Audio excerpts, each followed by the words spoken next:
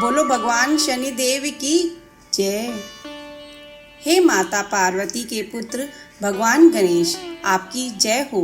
आप कल्याणकारी हैं, सब पर कृपा करते हैं। दीन लोगों के दुख दूर करके उन पर अपनी कृपा बनाएं। हे भगवान श्री शनिदेव जी, आपकी जय हो। हे प्रभु, हमारी प्रार्थना सुने। हे रवि पुत्र, हम पर कृपा बरसाएं और भक्तजनों की लाज रखें। हे दयालु शनिदेव महाराज, आपकी जय हो। आप भक्तों की रक्षा करते हैं और आप उनके पालनहार हैं। आप श्याम वर्णीय और 4 भुजाओं वाले हैं। आपके मस्तक पर रत्न जड़ित मुकुट सुशोभित है। आपका बड़ा मस्तक आकर्षक है। आपकी दृष्टि टेढ़ी रहती है। आपकी भ्रकुटी विकराल दिखाई देती है।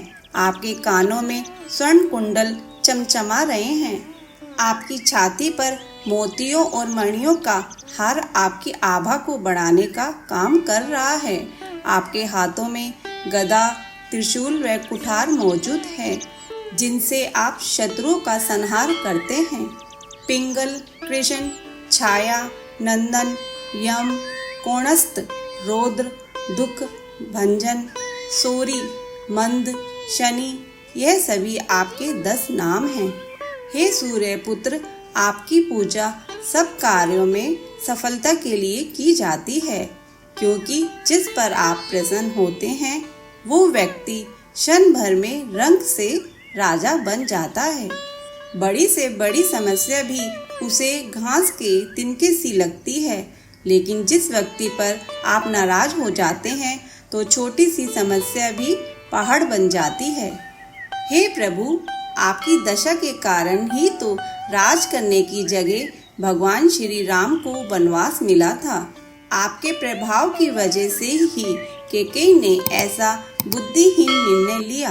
आपकी दशा के कारण ही वन में मायावी मृग के कपट को माता सीता पहचान न सकी और जिस वजह से उनका हरण हुआ। आपकी दशा से ही लक्ष्मण के प्राणों पर संकट आ खड़ा हुआ। आपके प्रभाव से ही रावण ने भी ऐसा बुद्धिहीन काम किया और प्रभु श्री राम से लड़ाई ली। आपकी दृष्टि के कारण ही भगवान हनुमान का डंका पूरे विश्व में बजा और लंका तहस नहस हो गई। आपकी नाराजगी के चलते ही राजा विक्रमादित्य को इस तरह से जंगलों में भटकना पड़ा। उनके सामने हार को मोर के चित्त ने निगल लिया और उन पर हार चुराने का आरोप लगा। इसी 9 लाख के हार की चोरी के आरोप में उनके हाथ पैर तुड़वा दिए गए और विक्रमादित्य को तेली के घर कोलू चलाना पड़ा। लेकिन जब दीपक राग में उन्होंने प्रार्थना की तो आप प्रसन्न हुए और आपने फिर से उन्हें सुख समृद्धि प्रदान की। आपकी दशा के प्रभाव के कारण ही राजा हरिश्चंद्र की स्त्री तक बिक गई। स्वयं भी डोम के घर पर उन्हें पानी भरना पड़ा। राजा नल व रानी दमयंती को भी कष्ट उठाने पड़े। आपकी दशा के चलते ही भुनी हुई मछली तक वापस जल में कूद गई, जिससे राजा नल को भूखा मरना पड़ा। जब भगवान शंकर पर आपकी दशा पड़ी तो उन्हें माता पार्वती को खोना पड़ा। माँ पार्वती ने हवन कुंड में कूदकर अपनी जान दे दी। आपके कोप की वजह से ही भगवान गणेश का सिर महादेव ने धड़ से अलग कर दिया। पांडवों पर जब आपकी दशा पड़ी तो द्रौपदी को कौरवों द्वारा पीड़ा सहनी पड़ी। आपकी दशा से ही कौरवों की मति मारी गई, जिससे महाभारत का युद्ध हुआ। आपकी कुदृष्टि से तो स्वयं आपके पिता सूर्यदेव भी नहीं बच पाए और उन्हें अपने मुख से लेकर आप पाताल लोक में कूद गए। देवताओं द्वारा विनती करने पर आपने सूर्यदेव को अपने मुख से आजाद किया। हे प्रभु, आपके 7 वाहन हैं, हाथी, घोड़ा, गधा, हिरन, कुत्ता, सियार और शेर। आप जिस वाहन पर बैठकर आते हैं उसी प्रकार का आप फल देते हैं। यदि आप हाथी पर सवार होकर आते हैं, घर में लक्ष्मी का आगमन होता है। यदि घोड़े पर बैठकर आते हैं तो सुख संपत्ति बढ़ती है। यदि गधे पर विराजित होकर आते हैं तो कई प्रकार के कार्यों में अड़चन आती है। वहीं आप जिसके यहाँ शेर पर सवार होकर आते हैं उसका रुतबा बढ़ाते हैं। वहीं जब आपकी सवारी सियार होती है तो आपकी दशा से बुद्धि भ्रष्ट हो जाती है। और यदि हिरन पर आप आते हैं तो शारीरिक व्याधियां लेकर आते हैं। जब आप कुत्ते की सवारी करते हुए आते हैं तो किसी बड़ी चोरी की ओर इशारा करती है।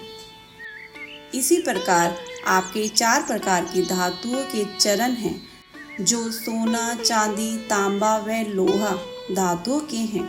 यदि आप लोहे के चरण पर आते हैं तो धन, जन या संपत्ति की हानि होती है। वहीं चांदी व तांबे के चरण पर आते हैं तो शुभ फल देते हैं। लेकिन जब आप सोने के चरणों से पधारते हैं तो हर लिहाज में सुखदायक व कल्याणकारी होते हैं। जो भी इस शनि चरित्र का हर रोज पाठ करेगा उसे आपके कोप का सामना नहीं करना पड़ेगा। उस पर शनिदेव हमेशा मेहरबान रहेंगे और उसके शत्रुओं को परास्त कर देंगे। जो कोई भी विधि व नियम अनुसार शनि ग्रह को शांत करवाता है, शनिवार के दिन पीपल के पेड़ को जल देता है, वह दीपक जलाता है, उसे बहुत सुख मिलता है। प्रभु शनिदेव का दास राम सुंदर भी कहता है कि भगवान शनि के सुमिरन से सुख की प्राप्ति होती है और अज्ञानता का अंधेरा मिटकर ज्ञान का प्रकाश होने लगता है। भगवान शनिदेव के इस पाठ को विमल ने तैयार किया है। जो कोई भी इस चालीसा को पूरे 40 दिन तक लगातार पाठ करता है और सुनता है, उस पर शनिदेव की कृपा सदैव बनी रहती है और वो शनिदेव की कृपा से वह भवसागर से पार हो जाता है। बोलो भगवान शनिदेव की जय।